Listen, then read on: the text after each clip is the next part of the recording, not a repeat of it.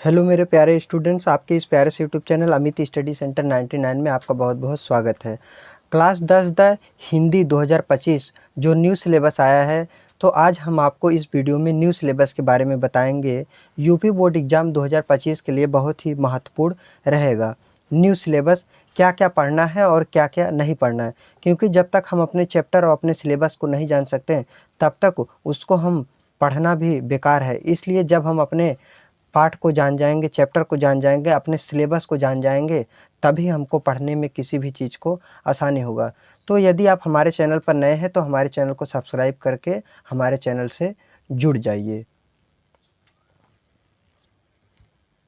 Class 10 the Hindi 2025 UP board exam 2025 new syllabus कक्षा 10 the Hindi नया syllabus 2025। बस इतना ही पढ़ना है, जितना मैं आपको बताऊंगा बस इतना ही पढ़ना है आपको। विषय हिंदी, आपका विषय क्या है? हिंदी है। कक्षा 10 और जो खंड अ में पूछा जाएगा बहुविकल्पी प्रश्न, जो कि आपका पूर्णांक 20 नंबर का पूछा जाएगा। अब देखिए पहला प्रश्न क्या रहेगा इसमें। हिंदी गद्य के विकास का संक्षिप्त परिचय। हिंदी गद्य के विकास का संक्षिप्त परिचय। शुक्ल युग तथा शुक्लोत्तर युग। एक एक नंबर का 5 प्रश्न पूछा जाएगा। 1 × 5 = 5 अंक, जिसके लिए आपको 5 नंबर दिया जाएगा। एक एक नंबर का 5 प्रश्न पूछा जाएगा प्रश्न नंबर 1 के अंतर्गत। हिंदी पद्य के विकास का संक्षिप्त परिचय। रीति काल एवं आधुनिक काल। एक एक नंबर के 5 प्रश्न पूछे जाएंगे। 1 × 5 = 5 अंक, यानी 5 नंबर आपको मिलेगा और यह प्रश्न नंबर दूसरे के अंतर्गत पूछा जाएगा। प्रश्न नंबर आपका तीसरा पूछा जाएगा काव्य सौंदर्य के तत्व। इसके अंतर्गत का आपको पढ़ना है रस। रस में कौन कौन सा रस पढ़ना है? हास्य रस एवं करुण रस। परिभाषा, उदाहरण एवं पहचान।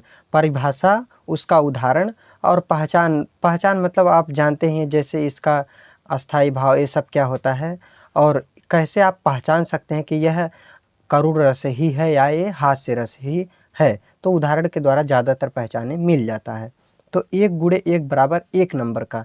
1 नंबर का आपका रस से आएगा आपका।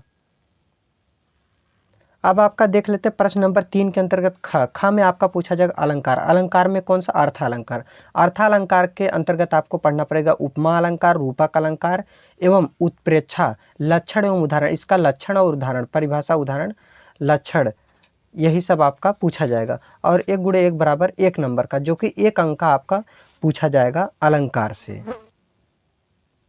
और ग नंबर पे आपका आएगा छंद। तीसरे का ग आएगा छंद। सोरठा एवं रोला पूछा जाएगा, जिसमें छंद में सोरठा छंद और एवं रोला छंद। लक्षण एवं उदाहरण पूछा जाएगा। 1 × 1 = 1, यानी 1 अंक का आपका पूछा जाएगा छंद। तो रस, छंद, अलंकार, तीनों चीज़ें मिलाकर आपका 3 नंबर कंप्लीट हो जाता है। अब आपका प्रश्न नंबर 4 पूछा जाएगा हिंदी व्याकरण। प्रश्न नंबर 4 में आपका क्या रहेगा? हिंदी व्याकरण, जिसके अंतर्गत क्या होगा? शब्द रचना के तत्व। अब इसमें का आपको पढ़ना पड़ेगा उपसर्ग। उपसर्ग क्या पढ़ना है? क में उपसर्ग। उपसर्ग में कौन कौन सा उपसर्ग पढ़ना है? तो अ उपसर्ग, अन उपसर्ग, अधि उपसर्ग, अप उपसर्ग, अनु उपसर्ग, उप उपसर्ग, सह उपसर्ग, निर उपसर्ग, अभि उपसर्ग, परि उपसर्ग, सु उपसर्ग इत्यादि आपको पढ़ना है। और ख के अंतर 4 का ख पूछा जाएगा समास। समास में आपका कौन सा समास पढ़ना पड़ेगा आपको? द्वंद्व समास, द्विगु समास, कर्मधारय समास एवं बहुव्रीहि समास पूछा जाएगा। अब देखिए कि ग में तद्भव, तत्सम शब्द एवं पर्यायवाची शब्द। तद्भव, तत्सम और पर्यायवाची जो भी यह पूछा जाएगा, ये भी 1 नंबर का पूछा जाएगा ग के अंतर्गत। तो उपसर्ग, समास और यहाँ ग वाले में तो 1 नंबर का यह, 1 नंबर का यह, 1 नंबर का यह, कुल मिलाकर 1 × 3 = 3 अंक। एक एक नंबर के 3 प्रश्न पूछे जाएंगे क, ख, ग के द्वारा, और 3 नंबर आपका यहाँ से कंप्लीट हो जाता है। यदि आप हमारे चैनल पर नए हैं तो चैनल को सब्सक्राइब करके जुड़ जाइए। हम आपको एक एक टॉपिक बहुत ही अच्छे से समझा कर बताएंगे। और यदि आप एग्ज़ाम में 90+ लाना चाहते हैं तो हमारे चैनल को सब्सक्राइब करके हमारे चैनल को शेयर कर दीजिए, ताकि हमारा चैनल जिस तरह से ग्रो होगा उसी तरह हम शिक्षा का एक ऐसा ज्योति जलाएंगे जो कि सभी लोग पढ़ेंगे। प्रश्न नंबर 5 के अंतर्गत आपका आएगा संस्कृत व्याकरण। इसमें क्या पूछा जाएगा? सर्वनाम, तद्म, तद, तद, युष्मद, युष्मद, एक गुणे एक बराबर एक अंक का पूछा जाएगा। और 6वें प्रश्न पर आपका पूछा जाएगा वाक्य का स्वरूप, ये भी एक गुणे एक बराबर एक अंक का पूछा जाएगा। 7वें नंबर पर आपका प्रश्न होगा वाच्य प्रयोग और वाच्य परिवर्तन। वाच्य प्रयोग और वाच्य परिवर्तन एक गुणे एक बराबर एक अंक का 7वां प्रश्न भी पूछा जाएगा। और 8वां प्रश्न पद परिचय, विकारी एवं अविकारी शब्द एक गुणे एक बराबर एक अंक के पूछे जाएंगे। यानी संस्कृत व्याकरण से आपका देखिए 1, 2, 3 नंबर और चौथा देखिए आपको मैं दिखा। अब देखिए आठवां यही था ना, पद परिचय, विकारी एवं अविकारी शब्द एक गुणे एक बराबर एक अंक। 1 नंबर, 2 नंबर, 3 नंबर और 4 नंबर के आपके यहाँ से प्रश्न आएंगे संस्कृत व्याकरण से। तो आपके पूरे 20 नंबर कंप्लीट हो जाते हैं यहाँ से। खंड अ 20 नंबर आपका कंप्लीट हो गया, जो कि OMR सीट, जो कि OMR सीट में आपको भरना होता है। OMR सीट में आपको भरना होता है 20 नंबर। OMR सीट में आपको 20 नंबर भरना पड़ेगा। अब देख लेते हैं खंड ब। खंड ब वर्णनात्मक प्रश्न, जो कि पूर्णांक 50 नंबर का यह पूछा जाएगा। तो 20 वहाँ मैं बता दिया और 50 यह 70 और 30 नंबर का आपका क्या होता है 30 नंबर का आपका क्या दिया जाता है प्रैक्टिकल,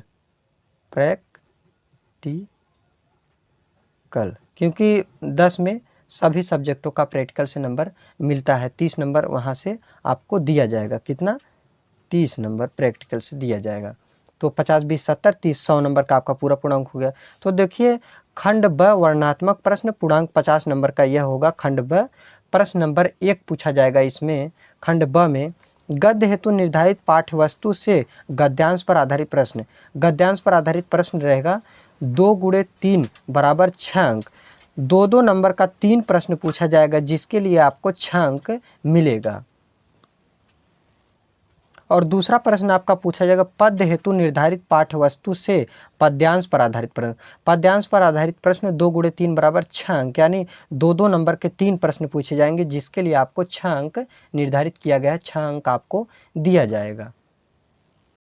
देखिए आपके द्वारा किया गया सब्सक्राइब ही हमारे मेहनत का फल होगा, इसलिए आप बिना सब्सक्राइब किए हमारे चैनल से मत जाइए, सब्सक्राइब कर दीजिए और वीडियो को ध्यान से देख लीजिए। प्रश्न नंबर 3 पूछा जाएगा संस्कृत गद्यांश का संदर्भ सहित हिंदी अनुवाद। संस्कृत गद्यांश का हिंदी अनुवाद करना पड़ेगा। संदर्भ और अनुवाद, जब आप संदर्भ लिखेंगे तो आपको 2 नंबर मिलेगा, प्लस जब आप अनुवाद करेंगे 3 नंबर। 3 + 2 बराबर 5, कितना होगा 5 अंक। आपको 5 अंक यहाँ पर दे दिया जाएगा।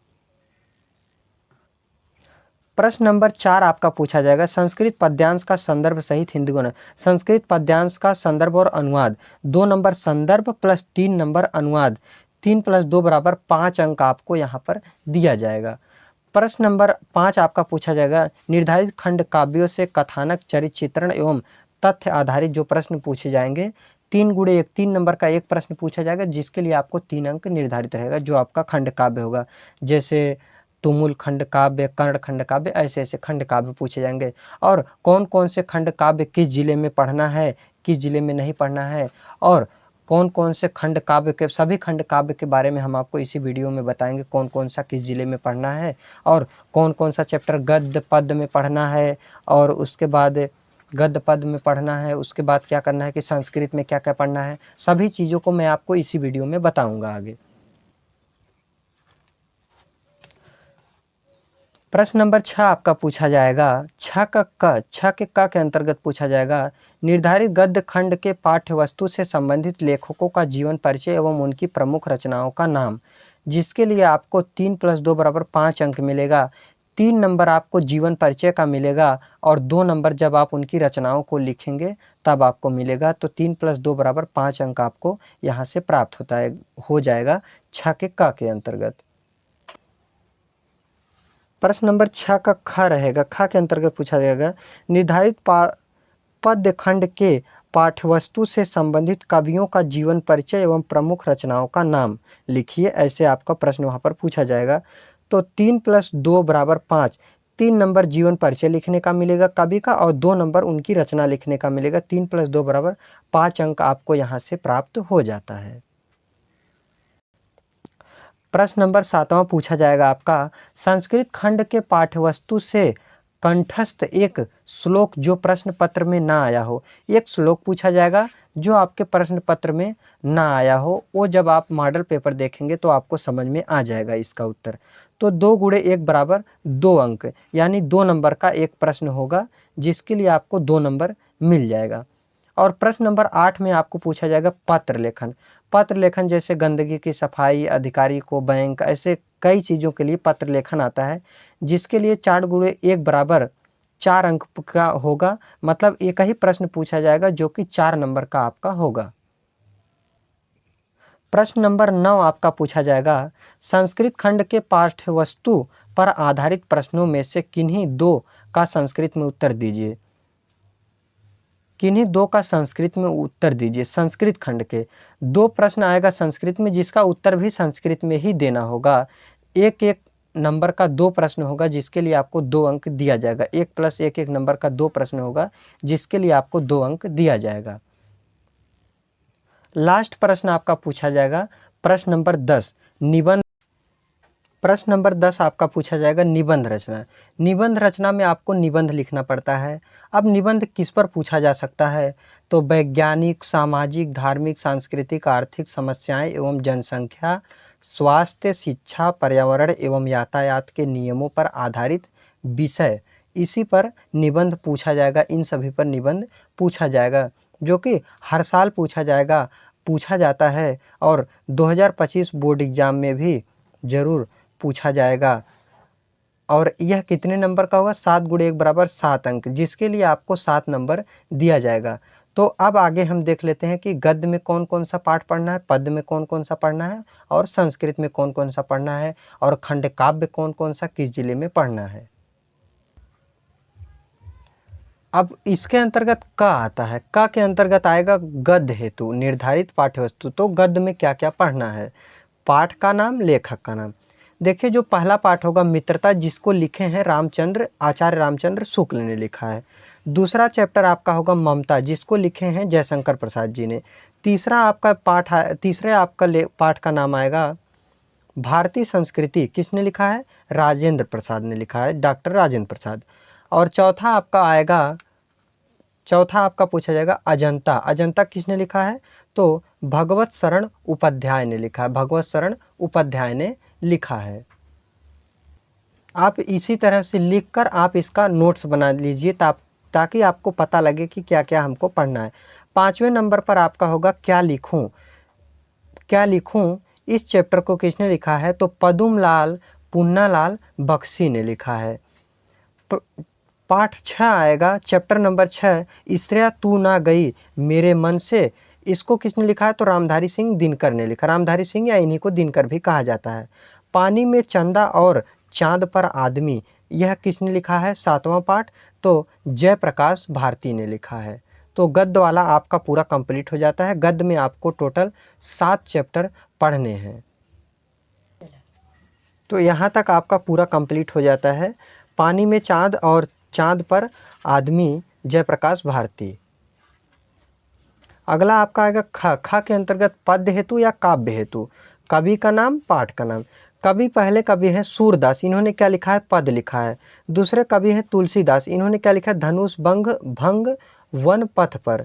तीसरे आपके कवि आते हैं रसखान, इन्होंने क्या लिखा है? सवैये कवित्त। और उसके बाद चौथे नंबर पर आपके आते हैं बिहारी लाल, इन्होंने क्या लिखा है? भक्ति नीति लिखा है। और आपके 5वें लेखक आते हैं राम नरेश त्रिपाठी, इन्होंने 5वें कवि आते हैं राम नरेश त्रिपाठी, इन्होंने क्या लिखा है? स्वदेश प्रेम। और छठवें कवि आते हैं मैथिली शरण गुप्त, इन्होंने क्या लिखा है? भारत माता का मंदिर यह। और उसके बाद 7वां अध्याय आपका आता है। 7वें कवि जो आपके आते हैं वह कौन है? महादेवी वर्मा, इन्होंने क्या लिखा है? हिमालय से वर्षा सुंदरी के प्रति। उसके बाद 8वें नंबर पर आते हैं सुमित्रा नंदन पंत, इन्होंने क्या लिखा है? चींटी चंद्रलोक में प्रथम बार। उसके बाद 9 आपके आते हैं कवि, 9वें नंबर पर माखनलाल चतुर्वेदी। इन्होंने क्या लिखा है? पुष्प पुष्प की अभिलाषा जवानी। 10वें नंबर पर आपके आते हैं कौन है? सुभद्रा कुमारी चौहान। सुभद्रा कुमारी चौहान ये क्या लिखी है? इन्होंने क्या लिखा है? तो झांसी की रानी की समाधि पर। क्या लिखा? झांसी की रानी की समाधि पर। 11 नंबर पर आपका आता है अशोक वाजपेयी। इन्होंने क्या लिखा है? इस कवि ने क्या लिखे हैं? तो भाषा एकमात्र अनंत है, युवा जंगल। उसके बाद आपका 12 नंबर आता है श्याम नारायण पांडे। श्याम नारायण पांडे कवि हैं। इन्होंने क्या लिखा है? हल्दी घाटी लिखा है। 13 नंबर आपका आता है केदारनाथ सिंह। केदारनाथ सिंह इन्होंने क्या लिखा है? नदी लिखा है। इन्होंने नदी लिखा है। तो 13 आपका पद्य से हो गया और गद्य से, कुल मिलाकर आपको 13 देखिए आपका पद्य यानी काव्य में हो गया और 7 आपका गद्य में। 13 7 टोटल आपको गद्य और पद्य मिलाकर 20 चैप्टर को आपको पढ़ना है। अगला आपका है ग के अंतर्गत आता है संस्कृत है। तो मतलब आपको संस्कृत में कौन कौन सा पाठ पढ़ना है? तो पहला पाठ आपका होगा वाराणसी, दूसरा देशभक्त है चंद्रशेखर हैं, भारतीय है, संस्कृति, वीर वीरेण पूज्यते, आरूढ़ी श्वेत केतु, आरूढ़ी श्वेत केतु संवाद है, जीवन सूत्राणी, प्रबुद्धो ग्रामीण है, केन किम वर्धते, अन्योक्ति विलास है। अन्योक्ति विलास है। तो आपको इतने चैप्टर अन्योक्ति विलास है, इतने चैप्टर आपको किस में पढ़ना है? संस्कृत में आपको पढ़ना है। अब आपका लास्ट टॉपिक आता है खंड काव्य। देखिए खंड काव्य और जिला जो होगा, किस जिला में कौन सा खंड काव्य पढ़ना है। पहला खंड काव्य आपका होगा मुक्ति दूत। इसको कहाँ पर पढ़ना है? तो आगरा जिला, बस्ती, गाजीपुर, फतेहपुर, बाराबंकी। और दूसरा आपका खंड काव्य है ज्योति जवाहर। इसको कहाँ पढ़ना है? कानपुर, प्रतापगढ़, मिर्ज़ापुर, ललितपुर, रामपुर, गोंडा। अब तीसरा आपका खंड काव्य आता है अग्रपूजा। अग्रपूजा कहाँ कहाँ पर पढ़ना है? तो प्रयागराज, आजमगढ़, मथुरा, इन सभी जिलों में पढ़ना है। और चौथा आपका आता है खंड काव्य मेवाड़ मुकुट। इसको कहाँ पर पढ़ना है? बुलंदशहर, देवरिया, बरेली, सुल्तानपुर, सीतापुर, बहराइच, इन सभी जिलों में आपको क्या पढ़ना है? मेवाड़ मुकुट को आपको पढ़ना है। पांचवा आपका आता है जय सुभाष। इसको कहाँ पर पढ़ना है? तो जिला लखनऊ, सहारनपुर, फैजाबाद, बांदा, झांसी, हरदोई, इन सभी जिलों में पढ़ना है। कौन सा खंड काव्य? जय सुभाष खंड काव्य। आपका 6 नंबर खंड काव्य है मातृभूमि के लिए। इसको कहाँ कहाँ पर पढ़ना है? तो गोरखपुर, मुरादाबाद, गोरखपुर और आपका कहाँ पढ़ना है? मुरादाबाद, शाहजहांपुर, लखीमपुर खीरी, मैनपुरी, मुजफ्फरनगर, इन सभी जिलों में आपको कौन सा पढ़ना है? मातृभूमि के लिए, मातृभूमि के लिए। और आपका आता है 7वें नंबर पर कर्ण खंड काव्य, जो कि महाभारत से लिया गया खंड काव्य है। इसमें ज़्यादातर महाभारत के बारे में पढ़ा जाता है। तो यह कहाँ पर पढ़ना है? तो अलीगढ़ जिला, जौनपुर जिला, बलिया जिला, हमीरपुर, एटा, इन सभी जिलों में क्या पढ़ना है? कर्ण खंड काव्य। अब आपका 8वां नंबर आता है कर्मवीर भरत। कर्मवीर भरत खंड काव्य, यह कहाँ पर पढ़ना है? तो मेरठ, फर्रुखाबाद, पीलीभीत, रायबरेली। अब आपका 9वां नंबर आता है खंड काव्य तुमुल खंड काव्य। तुमुल खंड काव्य वाराणसी, इटावा, बिजनौर, जालौन और बदायूं जिलों में पढ़ना है। तो 2025 के लिए आपका यह सिलेबस कंप्लीट हो जाता है। और यदि आप 90 प्लस लाना चाहते हैं, तो 90% प्लस लाना चाहते हैं तो हमारे चैनल को सब्सक्राइब करके हमारे चैनल से जुड़ जाइए। मिलते हैं किसी और बेहतरीन टॉपिक पर अगले वीडियो में। वीडियो देखने के लिए धन्यवाद।